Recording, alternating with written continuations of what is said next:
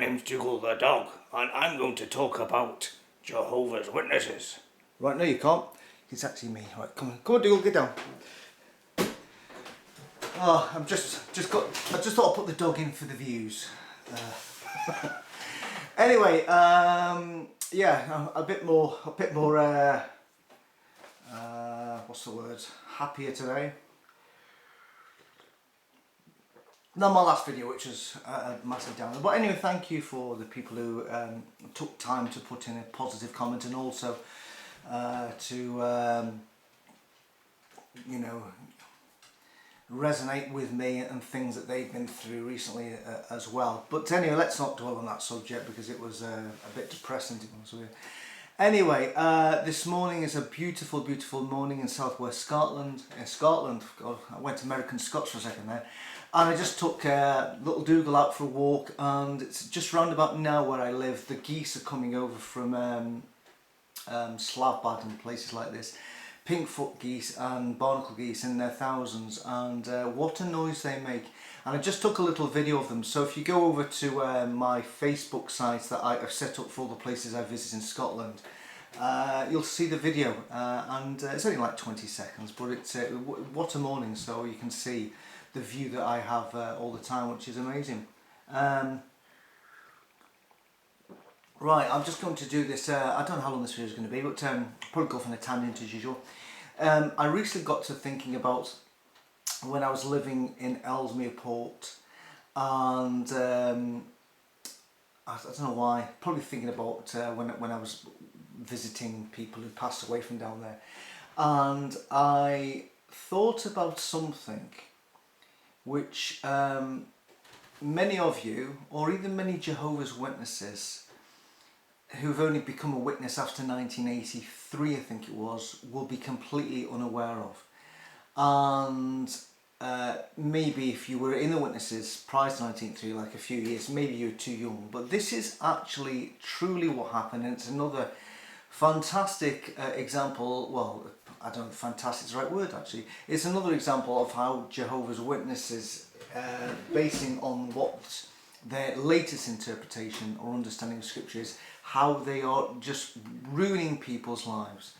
And this is a scenario back then. So basically the scenario is that you are a sister in the hall, and you're married, and you may have a couple of kids, and then they either find out through through choice, or somebody spilling the beans, or somebody letting you know that apparently all is not how it seems with your husband. And eventually you confront your husband, and the husband says, yeah, unfortunately I prefer the company of men. I quite like what men do to me. And I'm into cock and balls and arseholes. And I'm not into women anymore, and I don't want to ever sleep with you ever again. I want to, you know, I've turned to the brown side of the force, and I want to go and examine, you know, want to take it to its full course, and basically, you know, have as many men as I can, and hopefully settle down one day and have a wonderful, loving relationship with my husband. And of course, at that point, you know, that this sister thinks, oh shit, the marriage is over. So of course, she then goes up to the elders and says, you know, my husband's gone all gay on me. And of course, at this point, as we know with Jehovah's Witnesses, the husband then goes in and goes, they say, can you just, you know, are you going to deny the fact that you've been involved in brown love? And then the husband's going to say, you know, I don't deny it at all. And it's a wonderful feeling. I finally feel, I feel the man I always thought I should have been. I've been concealing it for a wee while. And then you know what happens next. If you're an unrepentant homosexual who engages in homosexual acts, there's only one thing that's going to happen to you if you're, and not even with Jehovah's Witnesses, we're talking about a lot of other religions as well. and you will be expelled from the congregation. Now, I've done another video a long time ago about why that happens, and that's because at the end of the day, and I'm really sorry to be totally blunt with you, but the God of the Bible is homophobic. We all know this.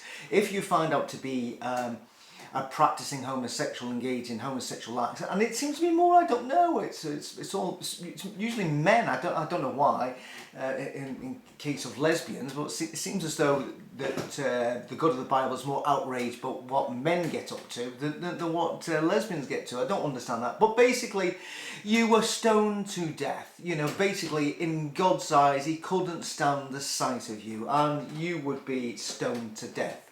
And that happened that was written in the law for thousands of years. And then when Jesus came down to the earth, of course, and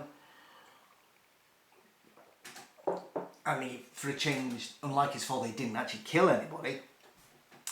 And then the new congregation got formed. Still, the same scenario occurred. The congregation now, the new Christians decided, amongst them and other, it's all in the New Testament or the Greek scriptures, that again that you are an abomination in the sight of God if you're a practicing homosexual, and they're not calling for you to be stoned to death, but they would want you to be spiritually dead instead, and you'd be exiled or expelled from the congregation, or disfellowshipped, as we now know that term is.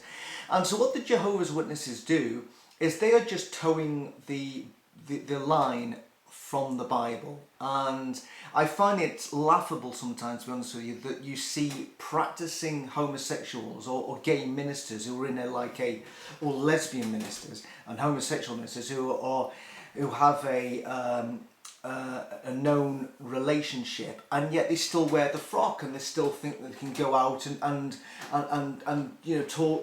talk chapter and verse and sermons from the Bible, the very same book that condemns what they do. And it's bizarre. I don't get it. And then they will marry gay people, and they'll get married in some Christian environment, and yet the very book that they're placing their vows on, that the vows are based on, that very book condemns them. It's really, really odd. And for anybody who's watching this saying, "Oh, you're talking absolute bollocks," I'm not talking bollocks, because it's absolutely true. The God of the Bible is a homophobe. He really can't stand the homosexual man or the lesbian woman. And so therefore, when the elders would meet up with this guy, there would be only one thing that would happen to him. He would be expelled out of the congregation. And I'm going back to, that still occurs. I know 3 examples within that I've known. Funny enough, bizarrely, I never knew, during the time I was a witness, anybody who's disfellowshipped for being a lesbian. I've never heard of it. And bizarre, because there are a lot of lesbians about. I know, because I'm friends with many of them. There's a lot of lesbians out there, a hell of a lot of lesbians. But sorry, within the Jehovah's Witness congregation, I don't know, maybe there's more of them now. Maybe there's more people get disfellowship being lesbian. I don't really know. But yes, I used to know people, and 2 of them were, in my congregation, and ones I knew within our circuit, who got disfellowship for being homosexuals. One of the strangest ones was a guy from America came to Glasgow, and he married a lassie, and I don't think I met this guy, but I knew that the lassie he married, and he married this lassie, and he eventually, after he got married, it turns out he was gay. He all of a sudden, after getting married, he went, "Oh my God, I think I'm gay." And so I think he got disfellowship, but ironically, just the punchline here, his name was Randy, and in reality, Randy was Randy for Andy. Sorry, so I just had to put that one in there. And yeah, so it's ironic, and I believe the sister that he was married to eventually, she then married an elderly circuit overseer, a quite portly one, if I remember rightly. I'm sure that happened, but I may be making it all up, apart from the Randy bit, obviously. Anyway, and I was thinking that these days, and the reason why this is more hard to swallow, excuse the pun, the reason why this is more hard to swallow is because being gay is just within, well, in most societies, not obviously in some of those dodgy countries where you can still get stoned to death for being gay, or put in prison, like we're having the World Cup in Qatar. And welcome to Qatar. It's a loving place. Shit, it's great unless you're a woman, where you still have to, do what you need to do. And if you're gay, so yeah, and there's David Beckham doing all these things. Oh yeah, Qatar, the place to go. And you're thinking, no, the it isn't really. It's why are we World Cup in a place where the human rights is just so poor? But in most modern countries of the world, the homosexuals and lesbians and being gay is just so 80s. It's so 80s. It's so normal now to be gay. In fact, there's one of the franchises on Star Trek, because I'm a Trekkie, my wife is and my son is, called Discovery. Literally, it's set in the future, and obviously you're heading into the future. Literally, it's a struggle to find anybody on that ship who's straight. Most people seem to be either gay, lesbian, or ambiguous sex, pansex, or whatever it's called these days. It's a struggle to find anybody who says, I'm actually into the opposite sex, and that's it. And these days, it is, I think, being gay is so absolutely normal. Nobody batters an eyelid when, if you get two women who just move in next door and they've got a child or adopt a child, or two gay men move in, who are husband and husband, and they have a child as well. It's just so normal now. And what I do not understand is that when you get a celebrity, all of a sudden comes out as gay, all of a sudden it's like they've done something wonderful. It's like all of a sudden they've done something that is up there with, a nurse saving, countless lives during COVID, or somebody conquering Everest, or Neil Armstrong or something, oh, wow. Oh, that's wonderful. How brave of you. How brave of you to come out gay. Hold on a second. Loads of people come out gay. Loads of people are gay. It's no big thing anymore. Yet these, the love bombing that you get from when celebs come out as gay is absolutely phenomenally ridiculous. In fact, one of our local politicians, David Mundell, he's married and I think he's got a couple of boys, but one of his boys is a Scottish MP, and he was the Secretary of State for Scotland. So he used to be in Westminster dealing with all things Scottish, and he was absolutely useless. And the rumours were circling around that David Mundell's gay. I'm going, who cares? I'd rather David Mundell's done something honourable for Scotland. And then he announced that he was gay, and the love bombing he got from all the political sides. Oh, get David, how brave of you. I'm thinking, who cares? At the end of the day, he is still David Mundell. Who cares what he does with his bottom, his mouth, or his arsehole? I don't really care. I'd rather see what he does in the local community. It's more important what you like as a person than what you do in your bed.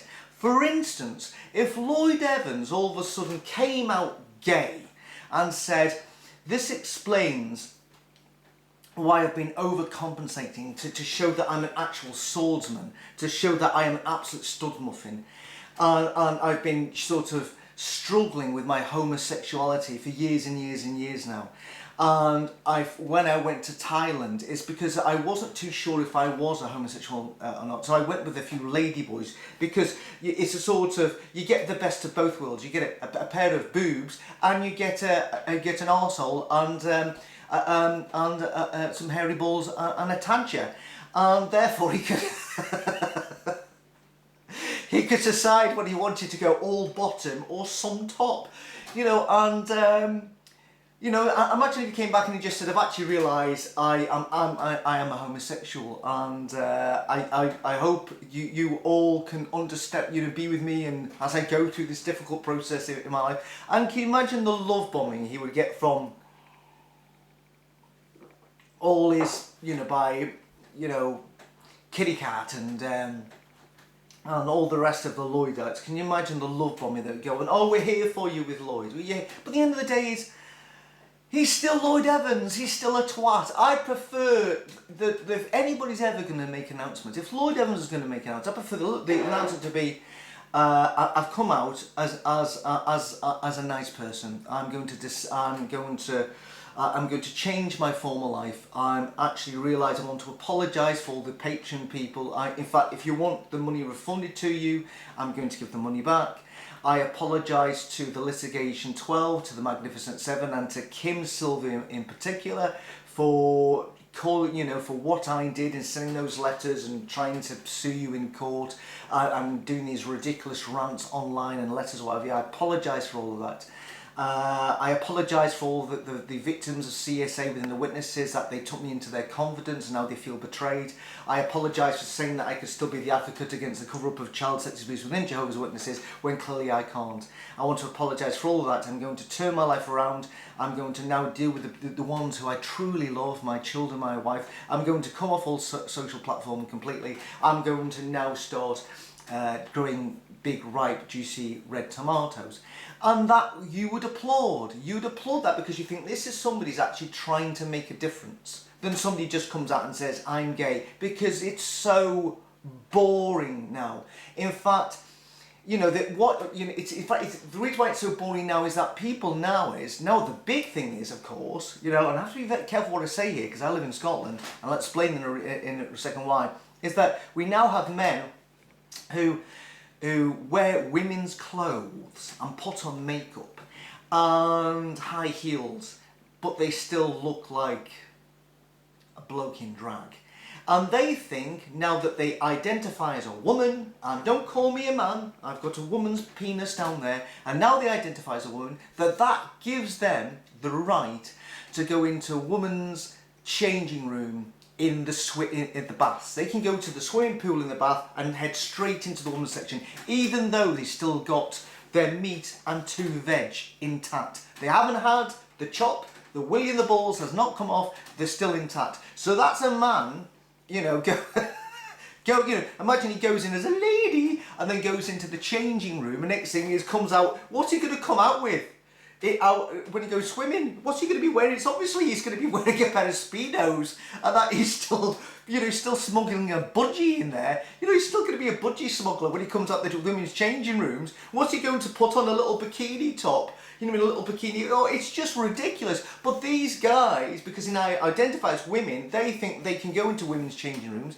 They think they can go into women's toilets in any outdoor places where it is, restaurants, bars, cafes, you name it, cinemas. They think they can go into the women's toilets. You can imagine if you're a woman, and next thing is you go into the toilet, or you're a young girl, next thing is clearly this bloke comes out the toilet. Big tall bloke, stubble on his face, like pulling up his knickers. Oh, come on. But this is what's happening. This is the new thing. It's now, sort of coming out as gay. It's so 80s. It's so 80s. But now, now we're into the 2022s. It's all about now actually saying, no, I'm not gay. I'm not lesbian. I'm actually identifying as the opposite sex. And the problem is if you, especially if you're a woman, if you come out, and even this has happened to lesbian ministers in Scotland, if you come out and if you're a woman and you say, hold on a second, it's taken like 100 years to finally get, because of women's have been campaigning for women's rights for so long in this country. They didn't have the right to vote, they didn't have, their own toilets and what have you. And women have, tried hard to try and get their own private places, that all of a sudden a bloke now is invading their private places. And if you are a woman and you tweet about this and you get done as being a transphobe, you will literally get all the young crew absolutely annihilating you. And you can have your Twitter account taken down, your YouTube channel taken down, you can have your Facebook account closed for like a number of days. If you repeat it, maybe permanently. And if you continue this way, you can maybe get done for in Scotland hate speech, a hate crime, and you may actually go to prison. Ironically, men in Scotland who identify, well, not just in Scotland, I suppose it's a lot of places now, who now identify as women, they now say, I'm a woman, I want to go to women's prison, and there are cases of men identifying as women, going to women's prison, and guess what they did when they were there? Yes, they raped women. Hey ho, the world has gone completely and utterly bonkers. But anyway, let's get back to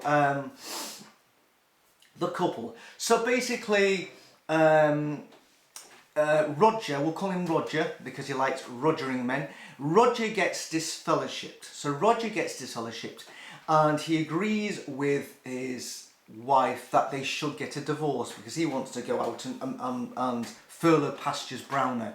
Now she's a young woman, she may have a couple of kids and she wants a man, or in her case it's a real man, to be back into the family home, or she may be single and she thinks, you know that I'm in my 20s, I'm still an attractive person, I know that other men find me attractive within the congregation and also in the world, and I want to get remarried and have somebody who actually wants to have sexual relations with me, not with a guy next door. And she then goes up to the elders and say, right, we've agreed we're going to get divorced.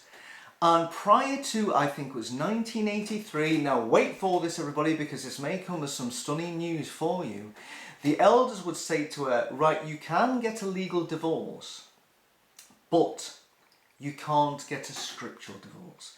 In other words, you may in the law of the land be free to get remarried, but in the eyes of God, you are still married to Roger. And the reason that is because our current understanding of adultery is that adultery, for the grounds of scriptural divorce, can only be committed with a member of the opposite sex. Yes, this is true. This is true. So basically, before 1983, if you're a woman and assist in the congregation, and your husband, who may also be called Roger, goes off and has a gay old time, that you will not be able to move on with your life, to find maybe a new husband, a new father figure for your kids, or somebody to have children with. You will not be able to do that within the eyes of God or the congregation, because you are still scripturally married to a practicing homosexual who's out there banging every arsehole he can. And this is absolutely true. Imagine if you were a woman in that scenario, you say, well, hold on a second, so it just means, he's actually admitted he's put his willy up other men's bottoms and mouths, and they've done the same to him. And this doesn't account as adultery. No, it doesn't. I'm afraid if you've done it with one woman, it's fine. He does it to 20 men, it doesn't count. You're still scripturally married. And so a woman then would have to be in the scenario that they think, well, hold on a second. They'd either toe the party line and maybe miss the opportunity, going through decades and decades of being a single woman, attractive woman, gradually getting older, and never ever having another relationship in her life, and just doing what the Jehovah's Witnesses do and obeying the Lord. Or they would have to have the only other choice, as you're probably aware by now, is that they would have to then therefore say, right, I need to do what needs to be done. They may find somebody else in the congregation that they've fallen in love with, and somebody that's fallen in love with them. They may then plan to get married because now she's legally divorced. They have a wedding where nobody, and I mean nobody from the congregation will turn up to it, because from the moment they go and maybe they wait to have sex till their honeymoon, the moment they get married, and I have said honeymoon because they're trying to do it the scriptural way, the very next week, the elders will meet up with them when they come back from the honeymoon in Greece or wherever it is, or Scarborough, like where I had my honeymoon, and will say, okay, I hear you're married yet, and have you engaged in sexual relations with your new husband? Yes, I did, and it was the best sex ever because Roger just wanted to. Anyway, let's not go there.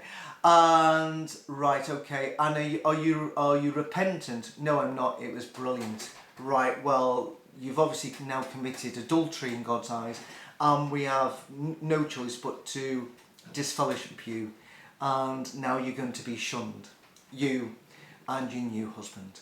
And this is what happened. This is what would happen to people who the only way to try and start a new life with a new husband was to get married and then immediately get disfellowshipped and shunned. Unbelievable. And of course that person would have to go through the full, the full shunning ritual till eventually were allowed to come back into the fold, maybe 3 months or 6 months later, if they can put up with being shunned by all their friends and their relatives, because even their own mum and dad never bothered coming to the wedding because that they knew that they were going against God's principles. Just ridiculous. What a way to ruin somebody's big day and their life, because maybe that person never ever could go through the whole shunning process, and maybe they never ever returned, and maybe they lost all their friends and their relatives and they never come back. Maybe they could not stick through the whole shunning period and never return, so they had to break away from everybody. They lost all their friends, their relatives within the witnesses, and had to start all over again. Yes, incredible. And that all changed, and I think it was around about I think it was 82 or 83, but I think it was just before I moved to Scotland, so it might have been 83 time. I remember it came in as something, I think it was Questions of Readers. I can't be asked going back to find the article, but basically the society had a new rethink, the new light, and they looked at it and said, right, hold on a second, we're just looking at all the Greek words, and we now realise, too late for many of you, and we're really, really sorry about this if we've absolutely fucked up your lives for the past 10, 20, 30, 40 years or whatever it is. We've just realised that if you engage in sexual relations with a member of the same sex outside the marriage, that it constitutes adultery. So we'd like to apologise to all the people's lives that we've ruined, and for all the shit weddings they had, and for all the people who got disfellowship when they shouldn't have, and all the people who remain single for the past 10, 20, 30 years and they missed the opportunity to get remarried. We'd like to apologise, but we've had a rethink. This is absolutely true. So this may come as shocking news to many of you, but this is just another example, and I've got another one which involved my family, which I'll do another day, of the society somehow that Jehovah God didn't let them know the correct understanding of Bible scripture and principles, and only afterwards, after it affected so many people over so many years, that they decided to look again and say, oh, I think we've got that one wrong. Sorry, at the end of the day is this again, if you're a Jehovah's Witness watching this, go and do your research. If you're somebody still in the Jehovah's Witnesses, why don't you ask somebody who's a Jehovah's Witness, say, was this the case that if, prior to 83, that if your husband was gay, that you couldn't get remarried in the eyes of God and you can get a scriptural divorce? And just let them do their own research, and then try and come up with some real poor excuses why people had to suffer that way, just because of this lot continually, time and time again, keep on changing and bending the rules depending on who is the most dominant personality within the governing body. Anyway, I'm going because I've got painting to do yet again. One of these days I'll actually come on the video and say, guess what, I've got no painting to do, and I'm driving Thursday, Friday. So that's it. A lovely day. I'm going to go into Dumfries now and buy some paint. I'll put a link in the description so you can see the video of the little video I took before if you're interested. And I recommend everybody to join the Facebook group that I've set up of Scotland, because some of the pictures of some of the places that I took on Saturday are absolutely stunning. It's a wonderful day, and when you get a sunny day in this part of the world, it is stunning. Anyway, it's goodbye from me, and it's a goodbye from Dougal the dog. Dougal, you got anything to say? Where's Benjamin? Every time you say where's Benjamin, he barks. He growls. I don't think he might, Benjamin. I don't think he's missing him at all. He's probably just fearing the day comes back. Anyway, In fact, I must actually phone Benjamin now. He's probably just back from another 10-hour shift. So I'll speak to you later. Bye bye.